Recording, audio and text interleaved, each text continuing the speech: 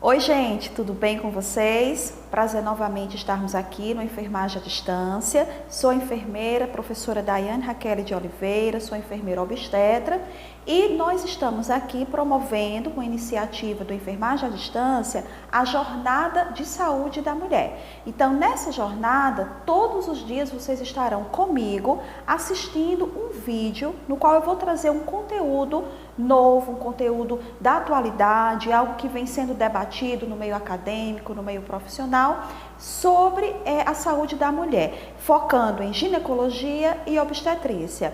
Então, você que é estudante de enfermagem, que é profissional de nível médio de enfermagem, você que é enfermeiro ou enfermeira, fica atento, fica ligado nesses dias que nós estaremos este mês promovendo 20 vídeos. Então, são vídeos breves, mas que você vai estar tendo a oportunidade aqui comigo de estar aprendendo sobre um tema novo ou revivendo, rememorando esse tema. Hoje nós vamos escolher câncer de mama para abrir aqui a sequência dos nossos 20 vídeos e ao final dessa jornada de 20 vídeos, onde vocês terão temas exclusivos na área de saúde da mulher, vocês terão direito a um certificado de participação, tá certo? Então aproveita, não perde essa iniciativa aqui do Enfermagem à Distância, fica comigo esses 20 dias que a gente vai estar trabalhando um tema bem interessante. E aí, para iniciar essa sequência, essa jornada de saúde da mulher, eu escolhi hoje um tema que é bem apropriado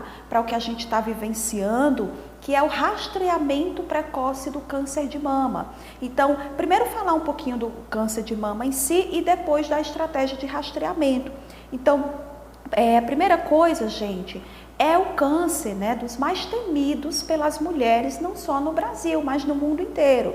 E aí, muitas vezes, nós temos informações equivocadas para essas mulheres que as fazem ter uma ilusão, poderia dizer assim, de que ao fazer um determinado exame, como é a mamografia, elas estariam prevenindo a ocorrência de câncer de mama. Então, nós profissionais de saúde, especialmente nós profissionais de enfermagem, que trabalhamos com foco na atividade de educação para a saúde, devemos orientar nossas mulheres sobre essa neoplasia maligna, sobre sinais e sintomas que indicam a possível presença de um tumor maligno, para que elas possam, o quanto antes, procurar os serviços de saúde.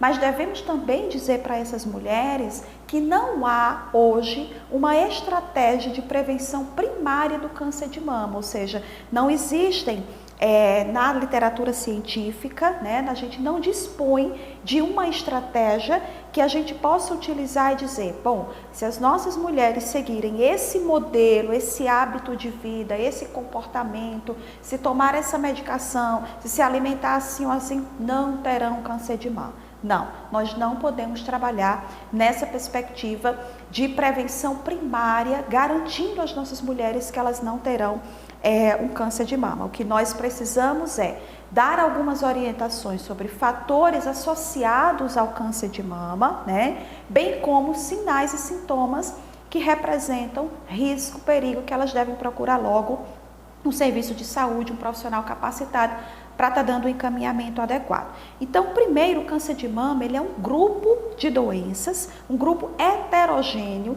e o tumor mamário, ele vai ter um comportamento muito peculiar, e tem uma relação muito ali entre o hospedeiro e o tumor. Então, alguns cânceres terão um crescimento avançado, outros cânceres terão um crescimento mais lento, e nesses casos a mamografia beneficia mais essas mulheres portadoras de um câncer de mama que tenha um crescimento lento. Então, é possível também que uma mulher realize um exame de mamografia no ano e ele esteja normal, e no outro ano ela se surpreenda com a notícia de que tem um câncer de mama, porque pode ser um tumor que tem uma multiplicação rápida.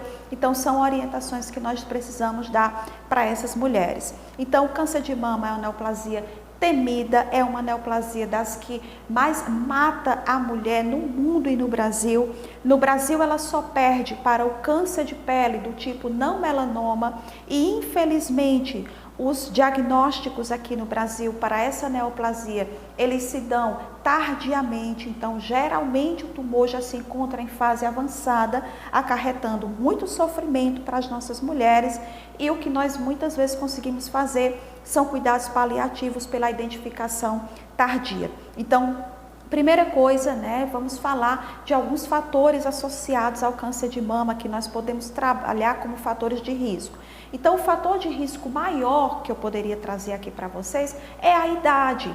E aí é um fator de risco que nós não podemos manipular, nós não temos controle sobre ele. Então, a idade de 50 anos ou mais é a idade de risco para que essa mulher venha a ter câncer de mama. Junto a isso, né, a história familiar de câncer de mama em parente de primeiro grau, especialmente quando esse câncer se dá na história da família, né, antes da menopausa, na perimenopausa. Então, quanto mais precoce na família, mãe, irmã, teve câncer de mama, mais aquela usuária tem o risco sim de ter. E está associado, né, a algumas mutações em alguns genes. Então, os fatores genéticos e o fator idade são fatores que nós não conseguimos manipular, né? Existem mulheres que são de alto risco para câncer de mama, e é para essas mulheres, algumas literaturas, né, alguns profissionais médicos, eles optam por realizar quimioprevenção.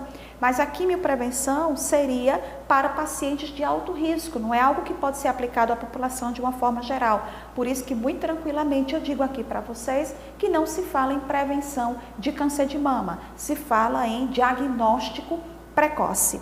E ainda posso afirmar aos meus colegas enfermeiros, técnicos de enfermagem, estudantes de enfermagem, que quando a gente diz diagnóstico precoce, a gente tem que ter muito cuidado, porque nem sempre há uma certeza, né, na precocidade desse diagnóstico, porque anos se dão, né, entre ali o início do processo neoplásico de formação desse tumor até que ele se torne clinicamente identificado, né, ou até mesmo que ele possa ser identificado através do método padrão ouro de rastreamento, que é a mamografia na faixa etária preconizada, que nós vamos discutir agora. Então, embora a idade genética sejam os fatores mais associados ao câncer de mama, outros fatores também têm sido colocados, mas que são ainda muito abstratos, né? O que é que eu estou querendo dizer? Não existe uma certeza na literatura quanto a isso. São questões apontadas, aventadas,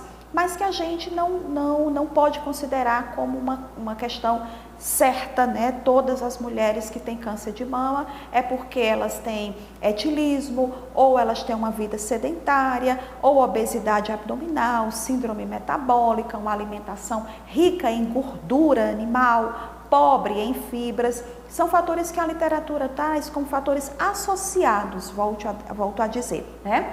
E não como fatores de risco em si. Então, falando de rastreamento para o câncer de mama, o que é que a gente tem hoje? Bom, hoje a gente baseia toda essa questão do rastreamento, ou seja, de que forma nós podemos estar trazendo uma estratégia para as nossas mulheres, uma intervenção, né, que possa ser capaz de diminuir a mortalidade geral e a mortalidade por aquele tipo de câncer. Isso é rastrear. Você pegar um grupo de mulheres sadias e aplicar uma intervenção, uma medicação, no caso da mamografia, um exame, né? E que ele tenha impacto sobre a diminuição da mortalidade geral e da mortalidade por câncer. Então, hoje o tripé que as diretrizes assistenciais, as diretrizes de rastreamento de câncer de mama trazem, todas com bases em evidência científica, a população de mulheres precisa estar consciente sobre sinais e sintomas, os profissionais devem estar alertas para a identificação desses sinais e sintomas o mais precoce possível e encaminhar a mulher para um serviço de atendimento especializado na rede de atenção à saúde, e o rastreamento com a mamografia, que para o Brasil, né, o Ministério da Saúde trabalha com o rastreamento em mulheres de 50 a 69 anos de idade, porque as evidências científicas mostram que nessa faixa etária, 50 a 69 anos, os benefícios que a mamografia traz superam os riscos que ela poderia trazer. E quando a gente fala de risco, gente, a gente fala no sentido de um sobrediagnóstico, um sobretratamento, a ansiedade por aquele exame, a ansiedade com o resultado, né? Então, não se justifica, de acordo com a literatura atual, realizar mamografia em mulheres com menos de 50 anos e com mais de 69, a não ser que você tenha um histórico familiar ou pessoal de doença neoplásica ou de doença na mama, né, dessa mulher. Então, nesse caso, ela seria rastreada de uma forma diferente e de forma mais precoce. Mas, aplicando à população em geral, a mamografia é o padrão ouro de rastreamento em mulheres com 50 a 69 anos. Após os 69 anos, a literatura aponta que os riscos de realizar a mamografia superariam os benefícios da mesma. Então, não haveria uma indicação formal. E aí vocês podem estar se perguntando, mas as mulheres com mais de 69 anos realizam mamografia. Bom, então são questões que são individualizadas de médico a médico, mas nós estamos falando aqui nas diretrizes de rastreamento de uma forma geral preconizadas pelo Ministério da Saúde brasileiro. E aí essa mamografia deveria ser realizada, se o exame é normal, a cada 2 anos. Então a periodicidade é bienal, isso é o que está posto na literatura. E aí vocês poderiam estar perguntando, e o autoexame das mamas e o exame clínico das mamas?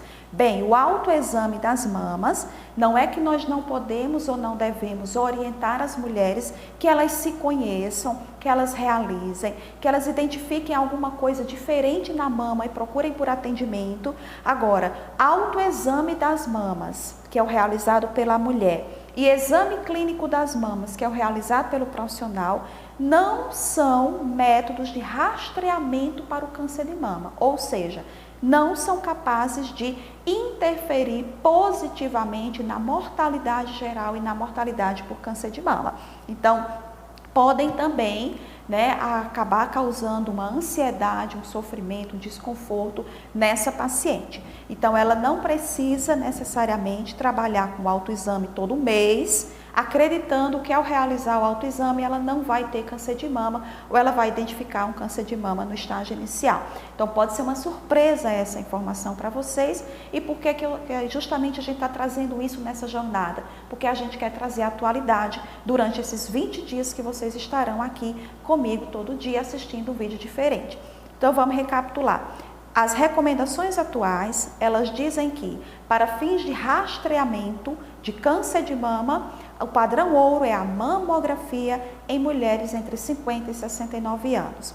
A população feminina conscientizada quanto aos sinais e sintomas, bem como os profissionais de saúde habilitados, ou seja, treinados para reconhecer esses sinais e sintomas, termina esse tripé da estratégia de rastreamento. E aí, para a gente fechar esse primeiro vídeo de hoje, nós vamos colocar aqui que sinais e sintomas falam favoravelmente a uma neoplasia mamária, maligna. Então, o nódulo mamário maligno, ele é um nódulo sólido, ele tem uma consistência firme, dura, ele é fixo, por isso que ele é imóvel, ele não tem a mobilidade, a gente observa bem isso. Geralmente ele é um nódulo único e é possível que associada a essa presença desse nódulo, existam já alterações na pele, no tecido subcutâneo mamário, que lembra aquela casca de laranja, um edema que lembra uma casca de laranja.